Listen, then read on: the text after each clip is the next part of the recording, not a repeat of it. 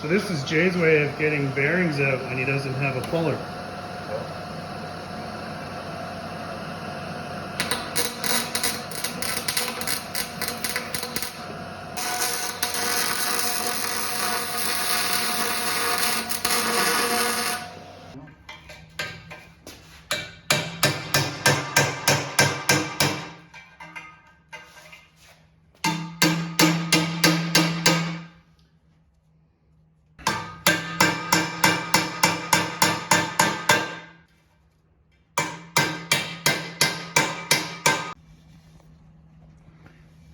So unfortunately I missed the part where it came flying out.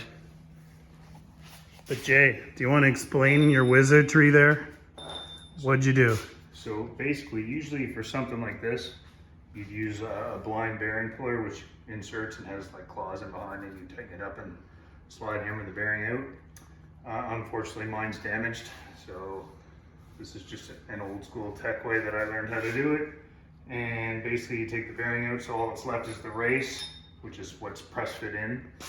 And you take your MIG welder and you put a couple beads on it around the inside, just to heat it up, and it actually shrinks the metal. And then slowly you can work it out. That's what we did. Now the other side. Nice. What's that justification for paying a tech to do the work? Yeah. Sometimes people know the right place to tap things with a hammer. This is why you pay professionals.